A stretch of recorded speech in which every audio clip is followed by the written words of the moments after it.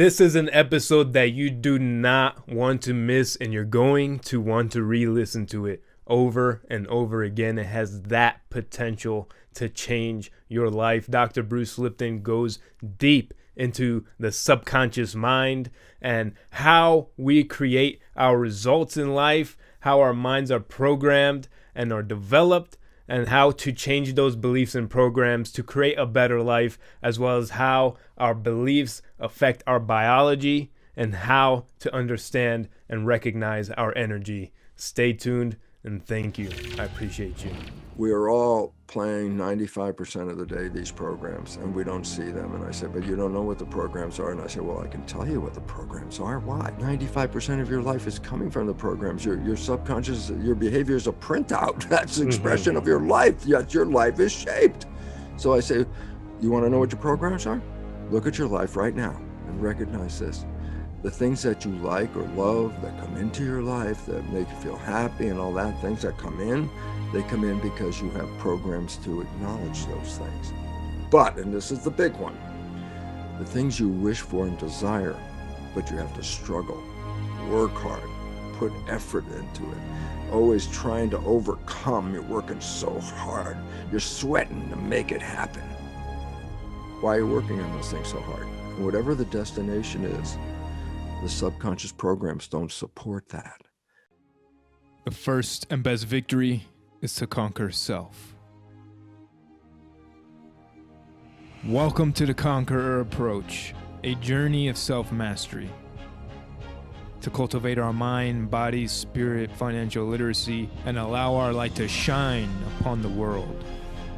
Brought to you by me, your host, U.S. Navy submarine veteran and entrepreneur, Moussa, Mikhail. Let's conquer.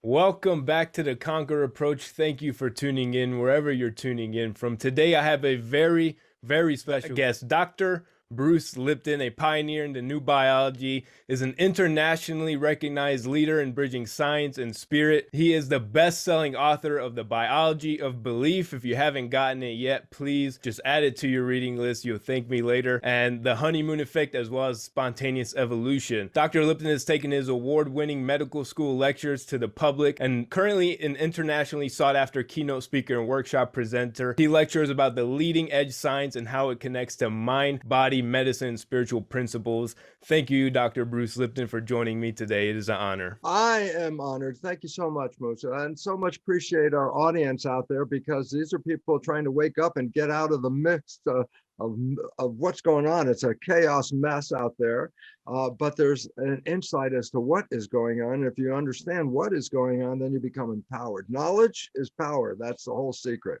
And absolutely, it is extremely crucial, the work and the message that you're spreading, because it truly empowers the individual, especially if we're not aware of the power of our cells, our biology, and especially the subconscious mind, which I would love to dive deep in. Yes.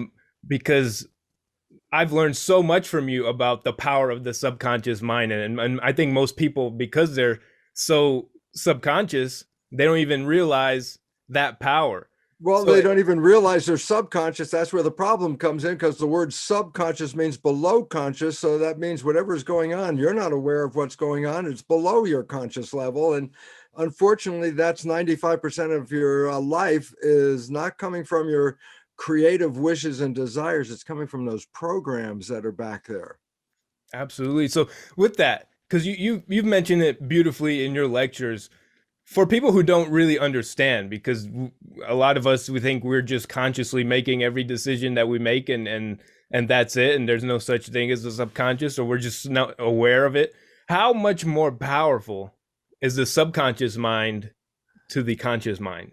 Well, in computer terms, it's 1,000,000 times more powerful a computer. Okay, that's sort of like conscious mind's a little hand calculator, and the subconscious is a supercomputer. And all of a sudden, you say, "Oh, they're not the same." I go, "No," and people don't understand. The beautiful, simple insight is the brain is an information processor, and a computer is an information processor, and the brain and the computer are parallels because they function in exactly the same way.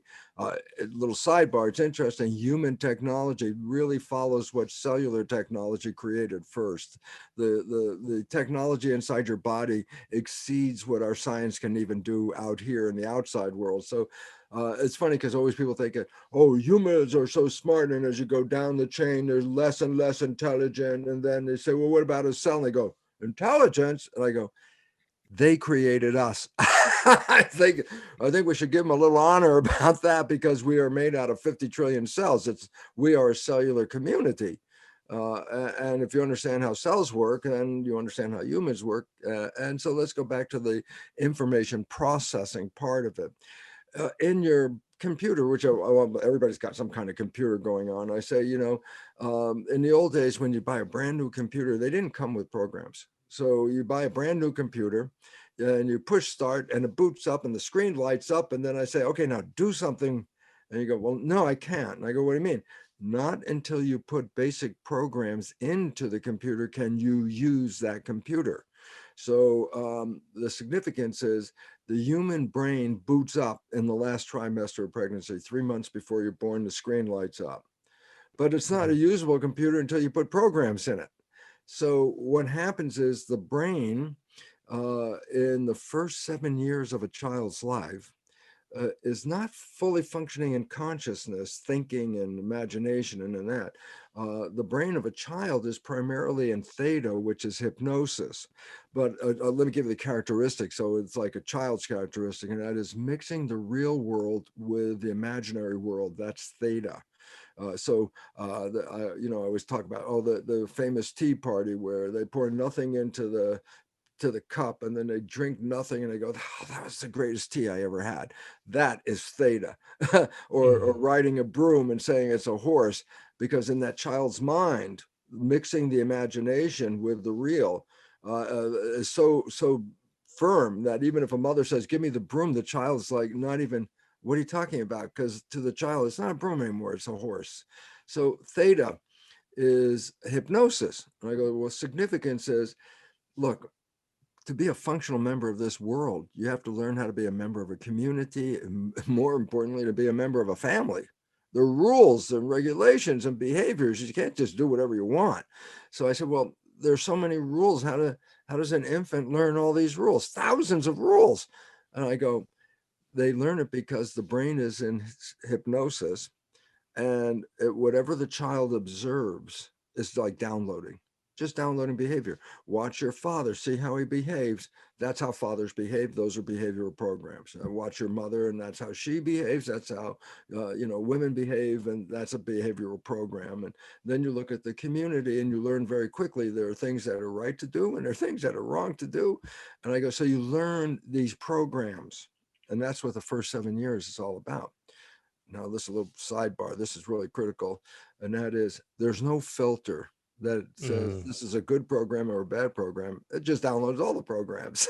Right. So if you're watching your parents, you see the good stuff that that what parents do is good, but you also see when they're screwing up and it's not working right, you recorded that too. So it's how children almost become, replicas of the parent. They say the fruit doesn't fall far from the tree. It's just like, yep, you're pretty close to this because you're downloading these behaviors.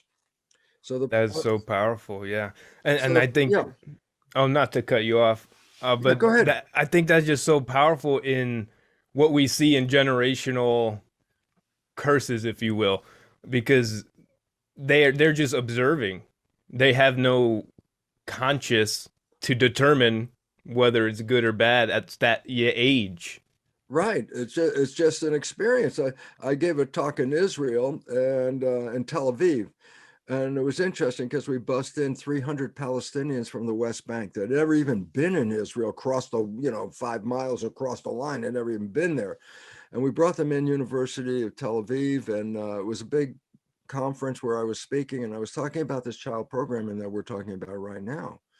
And I say, after I explained to him that a child learns from just observing these behaviors of the parents and then we'll get into that in a second. 95% of our life is coming from those programs, good or bad.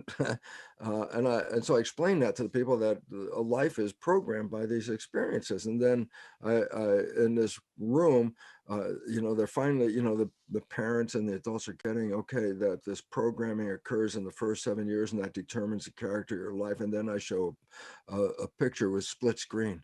And I say, the problem.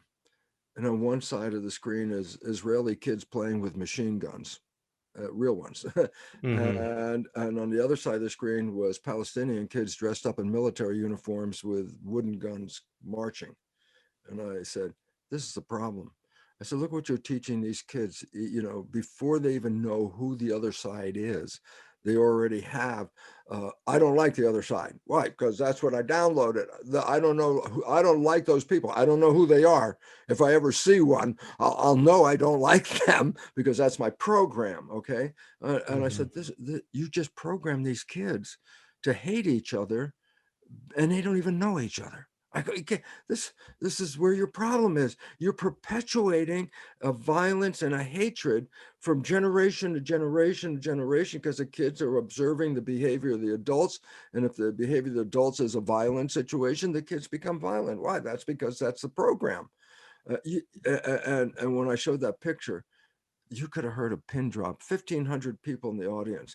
It was dead silence. Why? It hit them. For the first moment, it hit them and said, oh my God, we are perpetuating a violence between these people to kids that have no idea about this until we program it for them. And then I show the next slide. So I say the solution, and the pictures, the two pictures, one on each side. One is Israeli and Palestinian girls walking arm in arm down the street. The other is a Palestinian and an Israeli boy playing together in harmony. I said, that's the solution. You want to end this violence. You do this. And it's interesting because friends of ours, he's Palestinian and his name is Ihab, and he married an Israeli girl, Ira. And the beautiful part about that was, just like the magic story of a movie, they were walking across the Sinai Desert, not together, but they passed each other. But before they passed each other, they said about like 10, 12 feet apart. They saw each other, and it was like in the Godfather movie, the thunderbolt. They just, boom, fell in love. They got married 3 days later, It was something that was just so energetically, boom, that just changed their life right there. They didn't even know each other or anything. They just saw each other. They felt the energy fields, and all of a sudden they came together. Now, of course, there was a little problem when they went home, because he went home and told his dad he married an Israeli girl, and his dad, a Palestinian with extreme hatred for Israelis, chased him around the house with a knife. He was going to kill him. Kill his son for marrying an Israeli girl. She went and told her parents that she married a Palestinian guy, and they disowned her at that point. And it was interesting because when they had a child, they had to send the child to school. So they went to the Hebrew school, and they said, oh no, the programming there is not too good. We don't want to send the kid there. They went to the Palestinian school. They go, oh no, programming there is not too good. We don't want to send the kid there. They went to the Christian school and said, oh my God, programming is worse than both of them at some point. And they said, what are we going to do? And they created a school called the Garden of Abraham, Abraham being a prophet for both the Israelis and Palestinians. So they bring them together. And they created a school where the kids came together and played as infants and young kids and playing together. The result was they created a situation, as I was trying to explain, when they played with each other and they were friends with each other and they grew up together with each other, there was no such thing as animosity or hatred of each other. The violence ended right there in that school. And it's interesting because I think they now have 2 or 3 of them out there. The idea was what? If kids grow up and play together, then they're not going to kill each other later in life. It's just not going to work that way. And this is, oh my God, Moussa, we got way off the point here, I think. Let's summarize and get back real fast. Okay. The point is simply this. Well, I want to empower people too, because that's the work that you do. We understand that the subconscious is just running us, all these programs that we've observed. So how can we change these subconscious limiting beliefs that Oh, you always stop want to us? go, you want With the jackpot answer before we even get into the program. Oh, okay. well, let me just explain why we operate 95% of the day from the subconscious programs, and being subconscious means we're not even observing our own behavior. I say, why would that be? Because the conscious mind is a creator. It can create heaven on earth if that's what you want. But the issue about it is, and this is the crux of the problem, and the problem is the conscious mind can not only look out at the world and make your path where I want to go. This, I'm observing the world and this is where I want to go, conscious creativity. But the conscious mind can think. And I go, so what? And I say, well, if it's thinking, it's not looking out at the world because thinking is inside. The moment you're thinking, you're not paying attention to what's going on outside. I go, what if you're driving your car and you have a thought? I go, well, you've been doing that most of your life anyway. And I go, well, how come you didn't get to an accident or anything? I say, because, and this is it, the moment your conscious mind is thinking, the subconscious mind is autopilot. It takes over. If you're driving the car, doing your job, talking to somebody, it knows how to do all these things. It's a programs, okay? So the moment that you are thinking, then your life is controlled by the behavior from the million times more powerful computer, the subconscious mind. And I say, do you see this? And I go, that's where the problem comes from. Because when the conscious mind's not observing the world, it's not observing when the subconscious mind is controlling it either. And the subconscious mind, if it has a negative program, up to 60% are disempowering programs that we got passed down from parent to child here. If we're playing one of those disempowering programs, we don't see it. Why? Because the conscious mind's not paying attention. And when you don't see it, there's a problem, because it's what's happening in that part where you're running your life and you don't know what you're doing. And I say subconscious is running it. A very quick example, Moussa, is a very quick example is you're in a car, you have a friend, and you get this conversation back and forth. Oh, it's a very exciting conversation, very blah, blah, blah, blah, blah. And then you look out the window. And of course, you don't want to tell your partner, but the point is you realize, I haven't paid attention to the road for the last 5 minutes. You've just been driving, but in conversation. But here comes the critical question that relates to what we're saying. I say, what was your conversation about?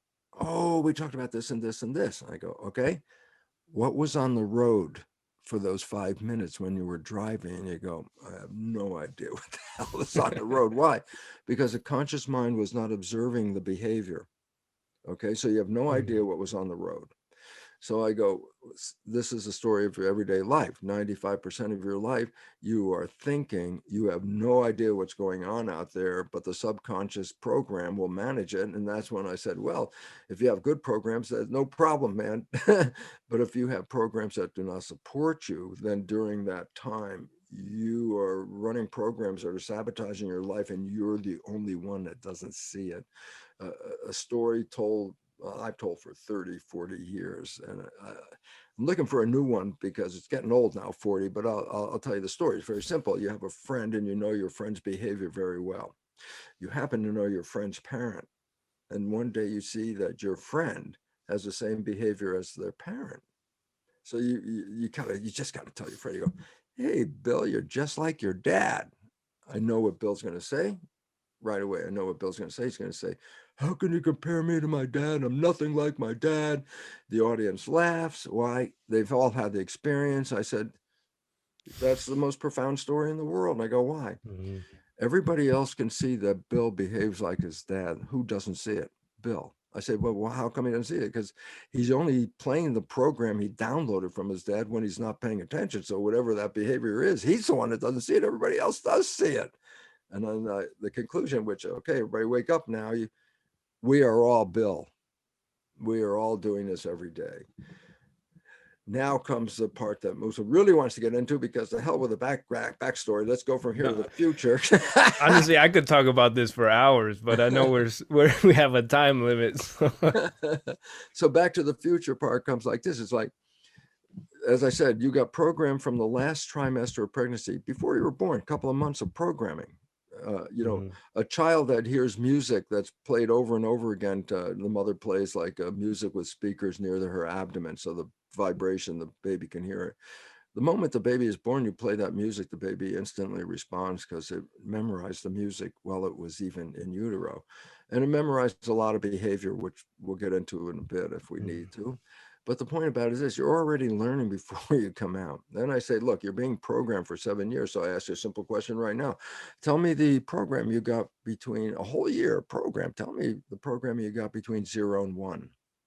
You go, I don't know what the program. I have no idea. Okay. Another whole year of programming from 1 to 2. Tell me what you got. I don't really know. I say another year of programming from 2 to 3. And I go, oh, maybe around 3 you can start to remember a little bit of something that was Mhm. going on. But before that, it's like, I go, so what's the point? I said, well, you still got program. It's just like a hard drive. It's a subconscious. It's in there. Those programs are in there, but you Mhm. didn't see them. You didn't filter them. You don't even know what the hell the programs are, because if I asked you what Right. your program was, you, I don't know. They learn to walk or potty, so those are like major programs too. So it's Yeah, happening. and that's a good example, because a lot of people think, oh, the subconscious, where the programs are, that's where all the evil comes from. I go, look, stop blaming the subconscious. That's like blaming the hard drive in your computer if you got a bad program. It's Mhm. not the hard drive's fault. Somebody put the program in there.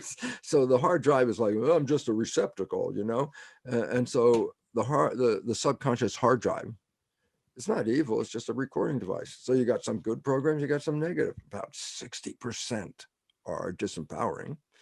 And I go, so the significance is this. We are all playing 95% of the day these programs, and we don't see them. And I said, but you don't know what the programs are. And I said, well, I can tell you what the programs are. Why? 95% of your life is coming from the programs. Your subconscious, your behavior is a printout. That's the Mhm. expression of your life. Yet your life is shaped. So I say, you want to know what your programs are? Look at your life right now and recognize this.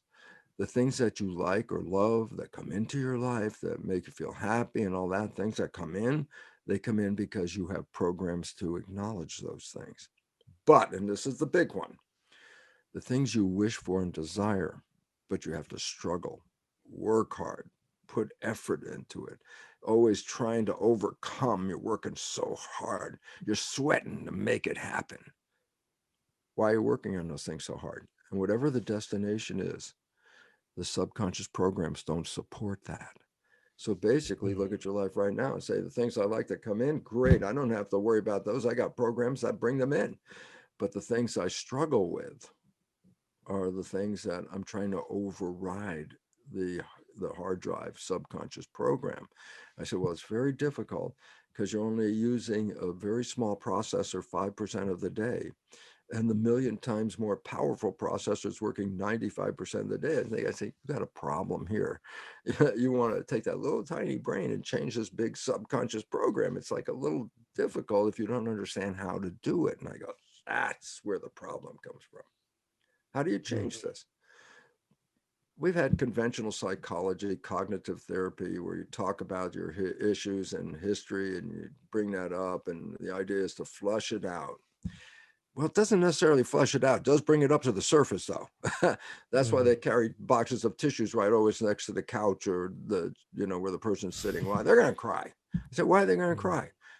Because when you bring up the old problems, you're replaying the old problems. That's how you bring them up. It's like, oh yeah, that happened to me, and that person did that. Oh, that lousy person, crying. I go, Mhm. you just replayed the same damn program.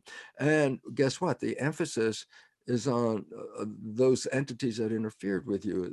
So it's like there's a very important old saying called "Don't kill the messenger over the message."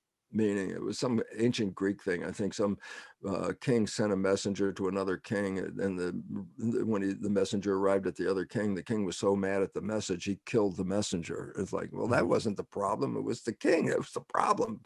Okay, when we go over our lives and you want to say, well, this doesn't work because this person did this and this person interfered with me and that person did this, I say, you keep bringing up the messenger. That's not relevant. What was relevant is, what did you walk away with?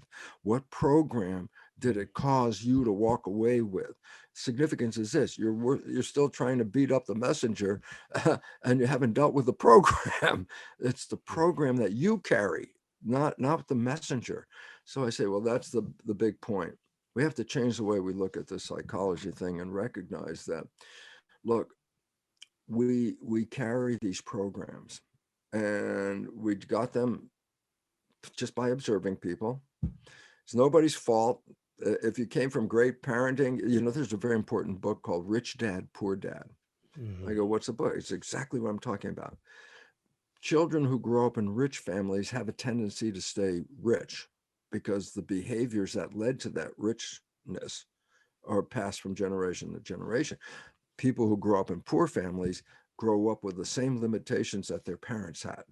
Whatever that limitation was, now it's passed on to the kid. So rich kids in rich families tend to stay rich. Kids in poor families tend to stay poor. I said, what's the issue? I go, programming. It's just total programming. And I say, the poor kids programming is life is hard. It doesn't work. People don't expect anything. And then people grow up with that attitude. I don't expect anything. Life is hard. It's not working. Hey, it's just the way I thought it was going to be. And I go, that's the way you programmed it. And we have to change that. Oh, finally, we came to your question. How do I change those things? Oh, yeah, that was the question. So let me just say this. The mind is actually two parts, and we just mentioned them. So let's separate them because they're two interdependent parts, meaning each part of the mind learns in one way and carries out a function. And I say, what are the two parts? I say, there's the conscious mind and the subconscious mind. We said the conscious mind is the creative mind with wishes and desires and the things you want out of life, okay? And that conscious mind is a small processor and only works 5% of the time. But the conscious mind has your wishes and desires. So when the conscious mind is driving your body, call the body a vehicle, and the conscious mind's driving. I say, where's it going to take you? Wishes and desires, where the conscious mind wants to go. I say, and what about the subconscious mind? I go, oh no, that was driver ed. I learned how to drive by observing other people teaching me how to drive. And so when my conscious mind is thinking, the subconscious, the more powerful computer, steps in. Autopilot takes over. So yeah, you can drive the car without even paying any attention to what the hell's going on the road because the subconscious mind knows how to do it. And it's a million times more powerful a processor in the first place. It's going to be great if you had good driver education. If you have bad driver education, that means you suck at driving, and you won't see it. Only the people behind you are going to throw. We're from California. No, so basically the two minds are different. Conscious mind's creative, small processor, 5% of the time. Subconscious mind is program. It's just whatever the program is, and million times more powerful processor, working 95% of the day, because you don't realize when you're thinking you automatically go to autopilot.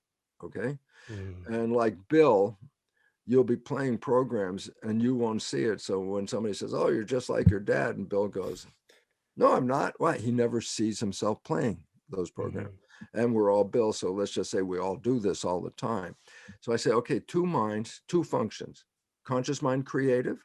Subconscious mind, program. So totally two different functions, okay? But how they learn, that's where the problem comes from, because they learn in different ways. The conscious mind is creative, meaning any way you want to think of something, you can create it. You can read the self-help book. You can go to all the lectures, you could watch the videos. You can practice the steps. And I go, fine, but is that going to control your life? I go, no, about 5%. That's about when you're going to use that conscious mind, 5%, because 95% of the time you are thinking. So the conscious mind is offline. It's not driving the vehicle.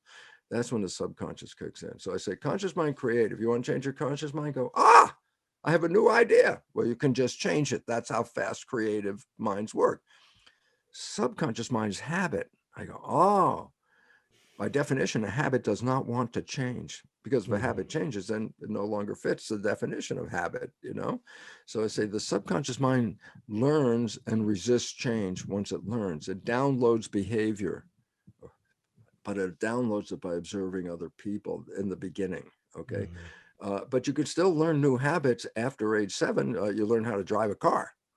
And now you don't even have to think about driving the car. Once you learned, it's a habit. You could get in the car and unconsciously drive to where you're going while thinking about what you want to do. You don't even pay attention anymore.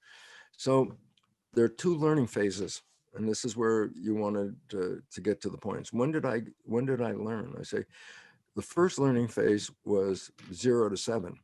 And that's where the subconscious was just downloading because it was in hypnosis and it was an automatic download and stuff went in there. Okay. And then I go, what about, the next learning phase? I say, after age 7, you still learn. I go, oh, how do you learn then? So I say, repetition. You want to learn to drive a car, you got to practice driving the car. You want to play an instrument? Well, you got to practice playing the instrument because practice makes habit. So I got 2 phases of learning in the subconscious mind. Phase 1, hypnosis, just download whatever it is. Phase 2, repetition and practice of something. So I go, okay, first of all, hypnosis. I say that because the brain has to be in a lower vibration called theta. When they put wires on a person's head, it's called electroencephalography, EEG, reading brain function. That what they started to recognize is that there are different levels of vibration where consciousness increases as the vibration goes up. Theta is right like just below consciousness. Okay. So interesting, as an adult, we go through all phases. When we're sleeping, lowest vibration delta, just before we wake up, it's called twilight reverie. Just before you wake up, you're in theta.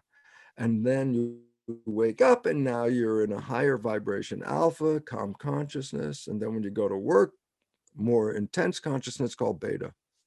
So I go, so what? I say, number 1, every night when you go to sleep, the energy reverses. You come home from work, beta, you relax, alpha, and then just the moment you fall asleep, you're in theta. And there's a short period of theta before you hit the lowest one, delta. So I say, what? Well, if you put earphones on, playing a message that you want to be true as you're going to sleep, you'll hear it while you're conscious. But the moment you fall asleep, the speakers are not talking to conscious mind. Now it's talking directly to subconscious theta. So every night you go through an automatic hypnosis period just by falling asleep. So every night, if you put on earphones playing a program of what you want to be true in your life, a behavioral program that you want to be true, then that's called self-hypnosis. You have to repeat it because it's only a short theta period before you drop into delta. So you got to repeat that. So one way of changing, earphones on at night with programs that you want to be true, fall asleep with them, let the programs play for a while. And those programs will be going into the subconscious mind. Repetition makes it more of a habit. Number 2, I said, well, wait, after age 7, you still learn in the subconscious, but you only learn by practice and repetition, habituation. I say, so if you want something to be different, then you got to behave differently. And you have to practice it, just like practicing riding a bike. Yeah, you fall off the bike. Yeah, you can practice trying to be different. You'll fall off, but you get back on the bike again. And the practice is what? A new age phrase, fake it till you make it. And I go, what does that mean? He goes, well, fake it means, I say, I'm an unhappy person. I said, well, then fake it like you're happy. All you have to do is all day long, I am happy. I am happy. This is repetition. I go, why is it important? I go, you don't have to be happy. You just have to tell yourself, I am happy. I am happy. And I go, repetition, habituation leads to a day you wake up and you don't have to say it because the subconscious mind has now habituated, I am happy. And when you wake up, you're happy. And that's how you did it, repetition. So first way, self-hypnosis, earphones. Second way, repetition of a behavior you want. It changes your biology. And this is so profoundly important. A good actor takes on a character, consciousness, and rehearses that character with all the issues of that character. Renee Zellweger plays in the Diary of Somebody, Princess Joan, I don't know, Diary of Somebody. Significance to the story is Renee Zellweger's character is 40 pounds heavier than she is. Guess what? She puts that character in her mind, plays that character. She's rehearsing. She's becoming that character in her mind so she could act out this role. She gains the 40 pounds to become the character. And then guess what? The movie's finished filming. No more character in her mind. She comes back. She's Renee Zellweger again. Guess what? 40 pounds disappear. She created what her vision was. Dustin Hoffman, great actor, takes on a character. I always remember I saw him in Midnight Cowboy years and years ago, and he played a character, Ratso Rizzo, a bum in New York with a limp and everything. And I thought, wow, he's really good. Somebody said, well, if you like him, go watch The Graduate. He was in The Graduate. And I go, oh, okay, I'll go to The Graduate. Halfway through the movie, I asked my friend who was with me, I said, when is Dustin Hoffman coming on? And they said, that's Dustin Hoffman. He's been on since the beginning of the movie. He played a completely different character. He was like, holy crap. He was like somebody else. Well, he played a character in a Broadway play called, not The Irishman Cometh, Death of a Salesman. And he played the lead character, Willie Loman, who was a depressive. He played Willie Loman so good, he had to go to a neurological hospital and check himself in because he became a depressed character, because he became the character. All of a sudden I go, well, how did this happen? I go, they took on a new character and created that in their mind. So this is an opportunity. Fake until you make it. Make up the character you want and pretend that's who you are and play it. Why? Repetition of the role, habituation, will manifest that character in your life. That's how it happens. Okay, repetition. Now comes for those because repetition and self-hypnosis are time consuming. You have to repeat them. Okay, there's something new. It's called energy psychology. I go, what the hell is that? And I go, conventional cognitive psychology, you talk over your issues, blah, blah, blah, blah, blah. Okay, and you talk over your past and blah, blah, blah. And I go, what is this new psychology, this energy psychology? And the first thing is it engages something called super learning. I go, what's super learning? I go, maybe you've seen somebody in a bookstore open up a book, and then what they do is just move their finger down the page, just as fast as I just did, just like that. They read every word on that page using super power, super memory, okay? Super learning. How they learn how to move their finger down and read all these words instantly, okay? They can read a whole book in 5 or 10 minutes by just turning the pages, okay? The learning is super learning. I say, energy psychology engages something with super learning. Why? You can change a belief you've had your whole life in minutes, but you have to engage the super learning aspect of it. It's like the push the record button. That's the record button, super learning. And there's processes to engage that super learning process that allows you to rewrite programs in 10, 15 minutes when you had your whole 50 years or 60 years of life, 15 minutes. I go, it's like a computer. Go into your house computer, you got a document from 20 years ago, and you open it up and you go, oh, I want to change that, and you highlight it, erase it, put some new words in there, and 3 minutes later, guess what? Document is up to date. 3 minutes. It took you to replace 20 years of history in that computer, And I go, same thing with the brain computer. If you understand how to get the record button, you can change these behaviors in minutes. And there's a lot of modalities of this energy psychology. I have them on my website under resources. It's called Belief Change. And the significance about that is there's about 25 or so different modalities, a little description of each in a website. You can search it out. But why are these important? Because we can change these behaviors virtually instantaneously. And it's so important because human behavior has screwed up the web of life so much we're facing our own extinction, and the only way out of our extinction is human behavior has to change profoundly and fast. And so necessity is the mother of invention. We need to change our behavior fast, and lo and behold, here we have now energy psychology. Change it fast, and that's what we need. And to me, this is the most important thing. I wouldn't be here talking with you, Moussa, without the fact that I had to do some changing. I'll give you something that we almost all should consider, and that is this. In these belief change stories, when I work with, when we do some of these and I'm involved, one of the first questions that we ask in testing the subconscious, let's see, when we change the subconscious, then we could change this whole program. Okay, so basically, what we want to do is rewrite these subconscious programs that we just said, what are they? We just looked at them and said, this isn't working. I said, well, then you need to put in a program that makes it work by saying it does work. Okay.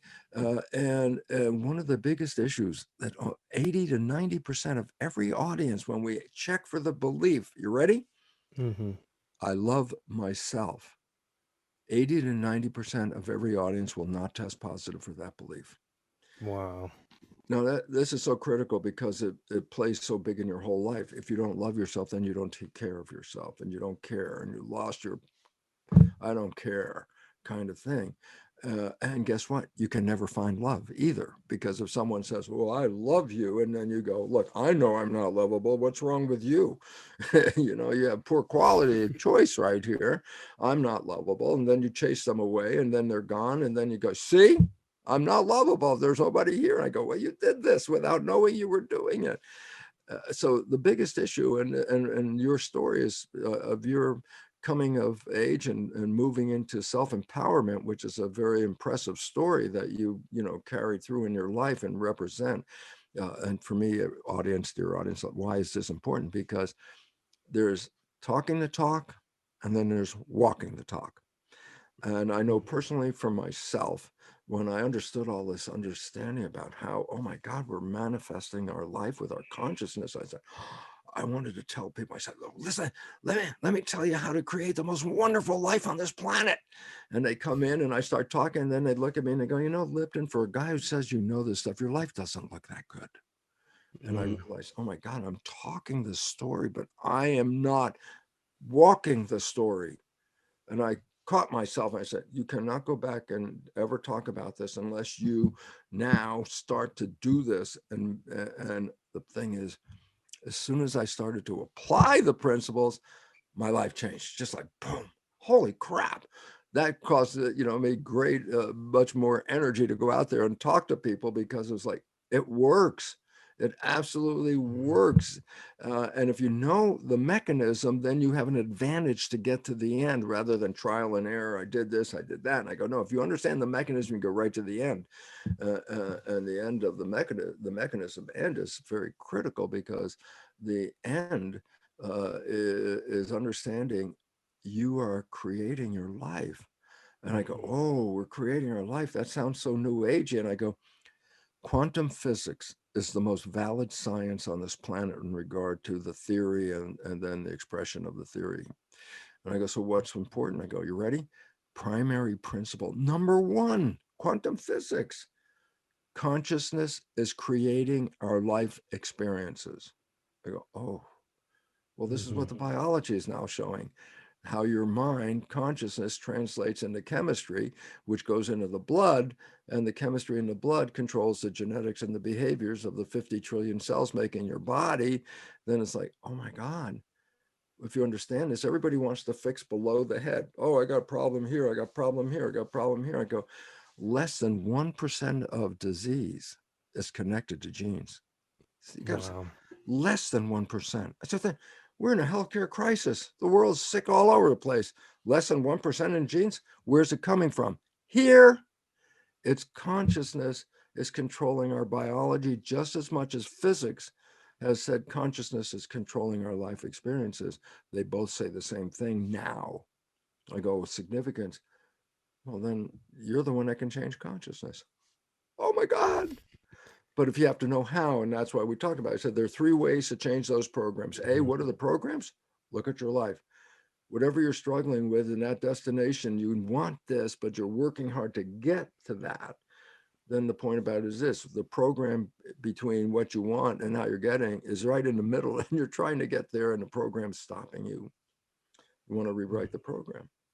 And you can do this. It's the most exciting thing in the world. You can walk away 15 minutes after one of these processes with a completely different behavior. Holy God. Why? Because you can learn how to love yourself. How about in 10 or 15 minutes after a life of sabotaging yourself? If you don't love yourself, why would you succeed? We sabotage. Yeah. This when I heard you talk about this, it really blew my mind, because like I had no context on this. And now that we understand that our subconscious is 95%. And those are all beliefs, limiting beliefs, or a lot of them not productive or promoting our best self or best life. And then you write a book about the biology of belief. And it just hit me that most of our beliefs, we're not even conscious of having them. They're just running. And then they're Automatic. affecting our physical body, our mental health, our spiritual health. And can you, I know you wrote a whole book about this, so I know I can't ask you how our beliefs affect our biology in like a succinct I could do way, it in about but 3 minutes. How about three yeah, minutes? Let me that try. sounds good. Okay. Yeah. Okay. Most of us have been programmed with the belief that genes control our life. That's the old story from 1950s on that says DNA programs that you inherited from other people control your life. And I go, well, this is a problem because most of the programs we download are not supporting us, and then we manifest lives of struggle. Okay. I say, okay, so that was the belief I was teaching in medical school, professor. Okay. Genes control our life. It's called genetic determinism. Genes determine the character of your life. Okay, everybody bought that. They walk around, yeah, oh yeah, there's cancer running in my family. I got the cancer gene, and I'm in trouble. I got a cancer. Especially women, when they find out they have the BRCA, breast cancer gene, they go, oh, Angelina Jolie, the star. Her mother died of breast cancer, and her grandmother died of breast cancer, and then she tested, and she has the breast cancer gene. So she said, she had double mastectomy. She was young and beautiful. She just cut her breast off, saying, well, that will prevent me from getting breast cancer. I go, yeah, but the same gene causes uterine cancer, ovarian cancer. So what are you going to do now? But the point about it was the belief was so strong that these breasts are going to be defective because of genes. It had nothing to do with her, that these genes are going to cause this. So she just said double mastectomy. And I go, but wait a minute. 50% of the women that have the gene never get the cancer. You have to understand something important here. I said, possession of the gene does not mean you get cancer. It's a lifestyle that activates one of those genes that gives you cancer. It's not the gene turning on and off and giving you cancer. That's the belief system. That's totally disempowering. That makes us slaves. I go, what? Slaves to our heredity. Oh my God, I inherited the cancer gene. I'm going to die of cancer. It's like I'm a victim of my genes. I go, my research revealed totally different. Very simply now, I put one stem cell, which is an embryonic cell, in a petri dish. It's called cloning. Just put one cell in, and it divides every 10 hours. So first there's one, then there's two, then there's 4, 8, 16, 32, doubling. At the end of the week, 30,000 genetically identical cells in the petri dish from one parent. I take those cells, split them into 3 petri dishes. So all the cells have genetically identical cells, but I change what is called the culture medium, the chemistry, the environment, the fluid that cells live in. I change the chemistry a little bit. And I go, well, what is culture medium? And here's the catch. Laboratory version of blood. If I grow human cells, what's blood made out of? And then I grow human cells in blood, okay? The equivalent, laboratory.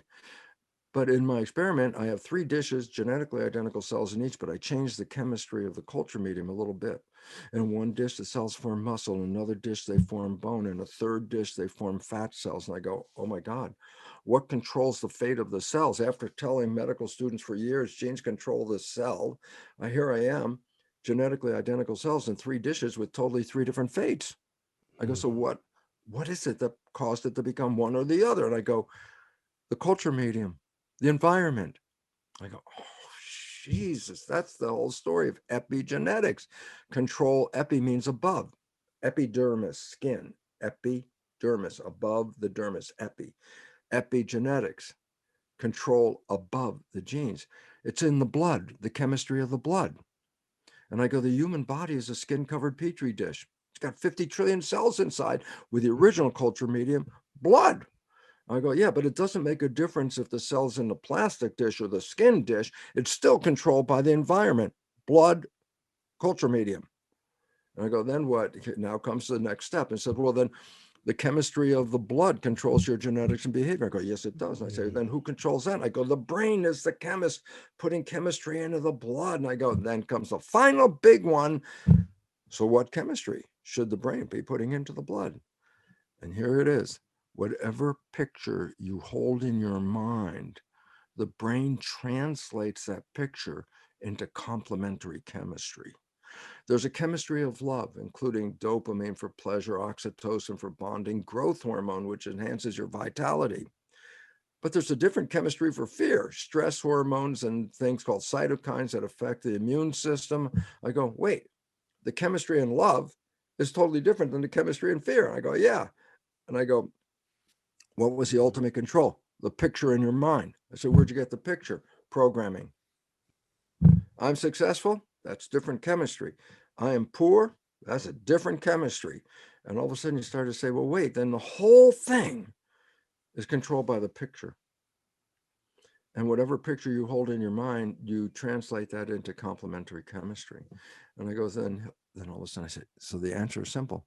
Change the picture in your mind. And then the chemistry will change to accommodate the picture. You want to be successful? Then you have to have a picture of being successful. You can't have a picture, oh no, life is hard. I struggle. I'm working real hard. I can't get there. I go, well, then you'll never get there. That's the point. Moussa, your career is a whole, class action here of what you've done to get from one place to another place. And I think it just fits everything I just said. And it was, you took your power back. And this is why we're here together right now for our audience that you have out there. The idea is this, the life you're living is not heaven on earth. Got a problem. You got programs that have taken you away from that. It's interesting. I wrote a book called The Honeymoon Effect. I go, what's that? I said, your life is blah, blah, blah, blah, blah, every day, blah, blah, blah, blah. And then you meet somebody and you fall in love. 24 hours later, you have a different life. 24 hours later, oh, I'm so in love. Life is so beautiful. Even the crummy job's not so crummy. I love my life. I'm so in love. That's called the honeymoon.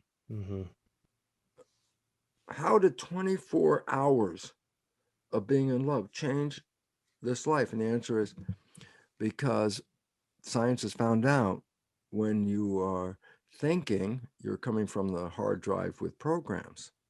But when you stop thinking, you're creating your life with the creative conscious mind. Falling in love stops you from thinking for a simple reason. You've waited for this person your whole life. They're in front of you right now. Why would you want to think and disconnect? You want to stay present, stay mindful. That's what the word is. And I say, so what's the result? I say, your life instantly changes in 24 hours because you stop thinking, you stop playing the program. This is the story of the Matrix. People think that's science fiction. I go, hell no. The story starts out with a premise. Everybody's been programmed. I go, that's not a premise. That's a reality. Everybody's been programmed for 7 years. But then the story says, if you take the red pill, you get out of the program. I say, what's the red pill? Falling in love. Falling in love is you stop thinking. And the moment you stop thinking, then who's controlling? I say, conscious mind is staying present. And it's holding onto that wheel. And where is it going to take you? To wishes and desires. And when two people are driving toward wishes and desires, what do you think? They manifested the honeymoon, wishes and desires. And I'm going, oh, that's the example, folks. And that's it. It changes your chemistry, which is, I think, so incredible. Because even in that, you said 24 hours, like your body is different because your brain is releasing all these different chemicals into your body. Absolutely. That's why when I say growth hormone was one of the principal chemicals released when you fall in love, and I go significance. People always say, "Oh, see how they glow, see how in love they are." There's a glow when love is happening. Yeah, guess what? Growth hormone in the culture, meaning in blood, is creating the glow, and all of a sudden you're manifesting a different reality. Now you're manifesting one of love and joy and happiness, and then gosh, the chemistry of that is great. Then the problem is, why does the honeymoon end?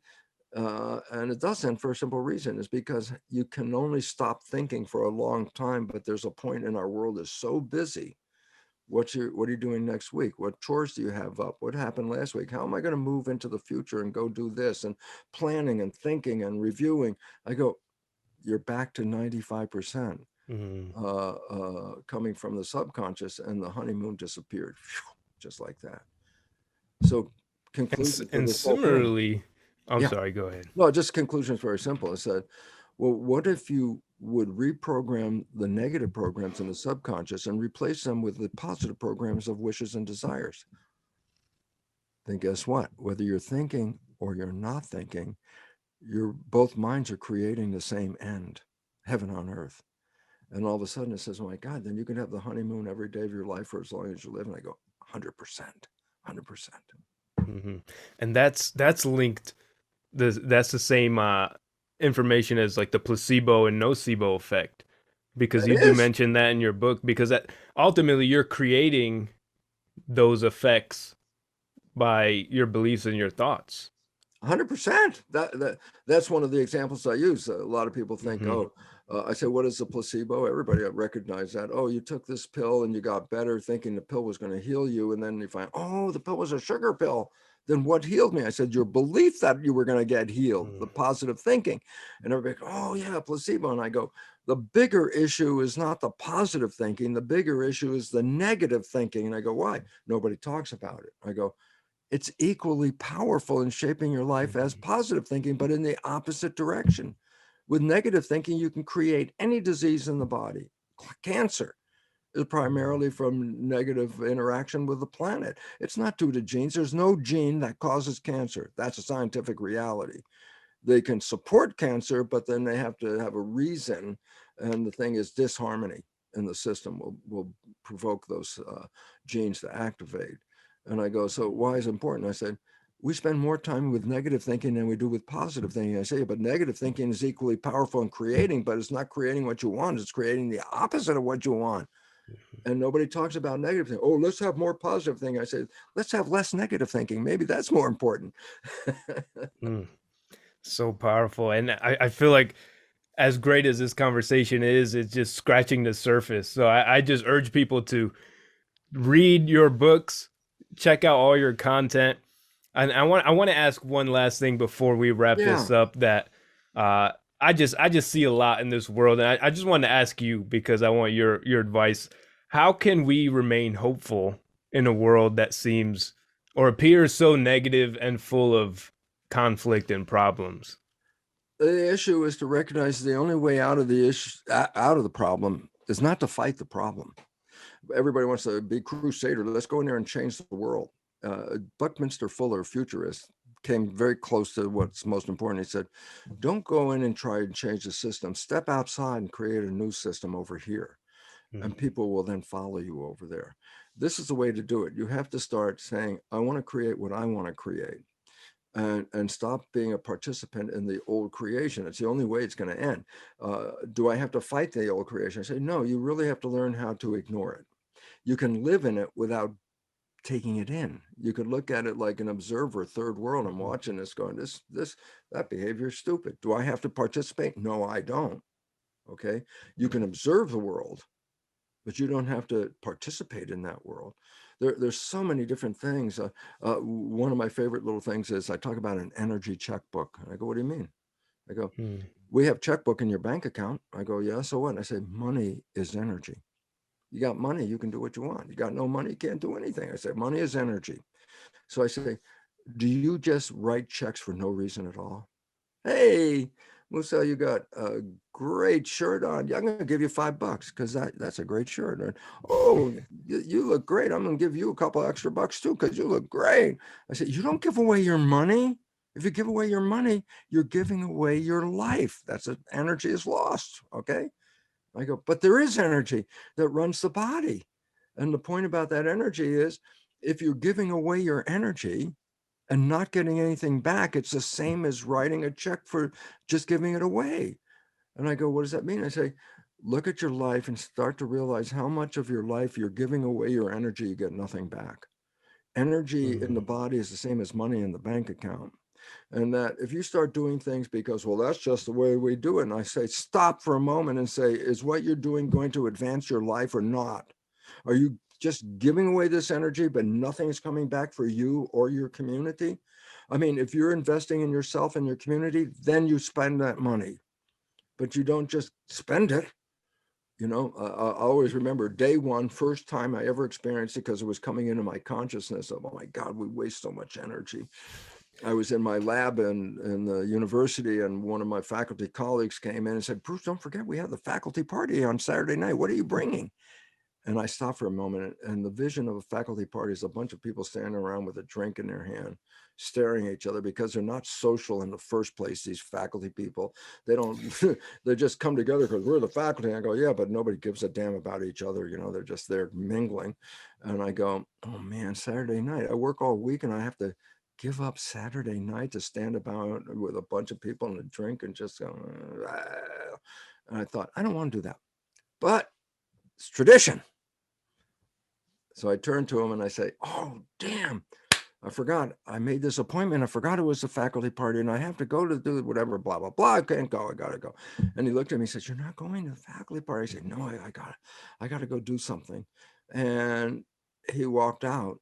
And the moment he walked out, I went, God, I have Saturday night for myself. I have a whole Saturday night to relax and play and do whatever the hell I want because I gave it away by tradition.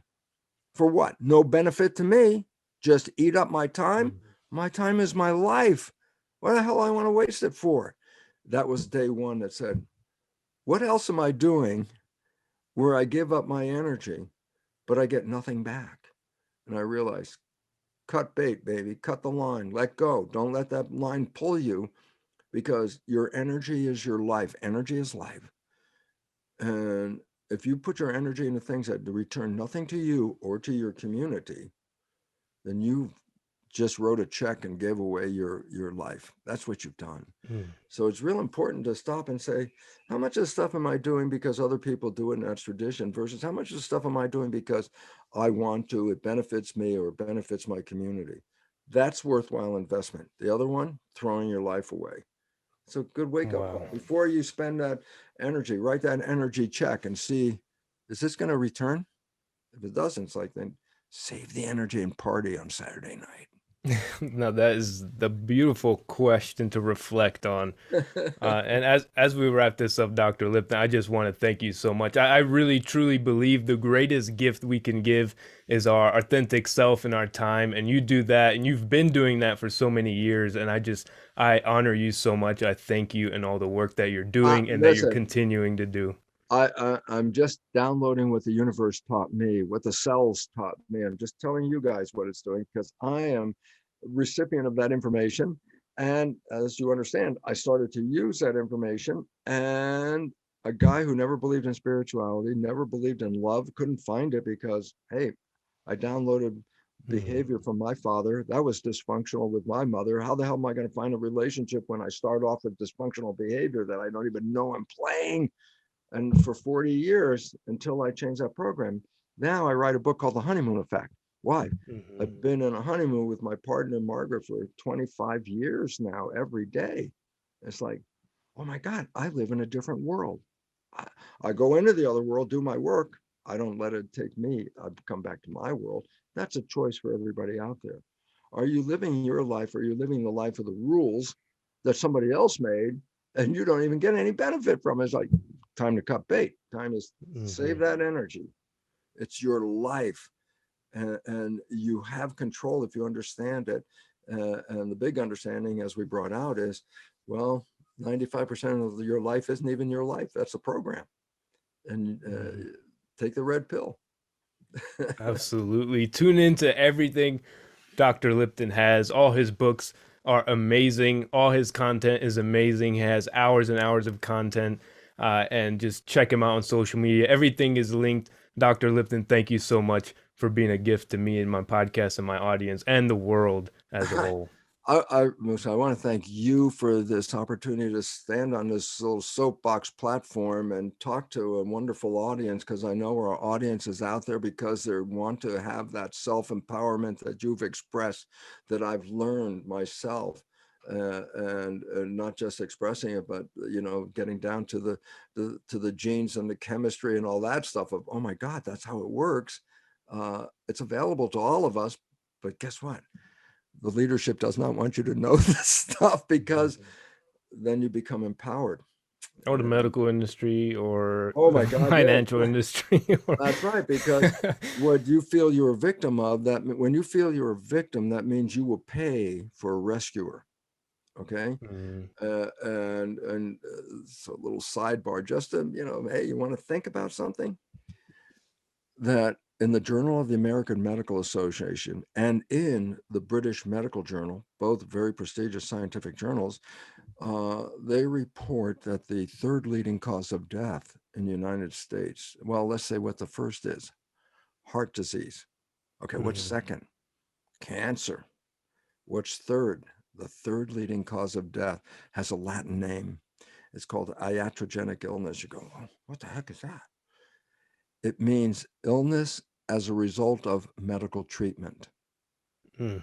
Stop for a second. This is a fact of science, even in the Journal of the American Medical Association. Medicine is the third leading cause of death in the United States. If that doesn't cause you to little stop there and say, what? I go, surgery, hey, that's mechanical. But they think everything else is mechanical, and it's wrong. It's consciousness. And so all the treatments that they do are, I'm sorry, third leading cause of death. Think about it. Why do you want to see a doctor? I say, you got to be very scared. And I go, yeah, but what if you could take over the power yourself and stop giving it away? Because our belief of victim has us programmed to look for somebody that's going to rescue you. Oh, I don't know about my health. The doctor does. Oh, then whatever the doctor says becomes my truth. I go, well, that's where the problem comes from, because they offer you a prognosis. And I say, what's that? A future. I say, what's a future? Their image. Oh, this is going to happen. Then you're going to get sick. Then then you're going to die. And I go, what picture are you holding in this head now? And I say, why? It's going to be translated into chemistry that matches that picture, and that chemistry will create that picture. Wow. Woo! Dr. Lipton, I wanna respect your time, but I could talk about this for hours. I wish we had like half the day to go over every aspect of our biology. I'd love to come back. If you felt the audience thought this was worthwhile, I would love to come back and we'll hang out and do another conversation. I'd be truly honored. Thank you so much, Dr. Lipton, for joining me again and sharing all your wisdom. Thank you.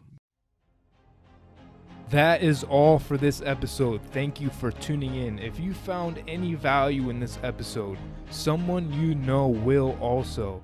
Please share, subscribe, leave a rating and review so we can reach more people, have a farther ripple, and a larger impact. Stay grateful. I appreciate you. And remember, you are a conqueror.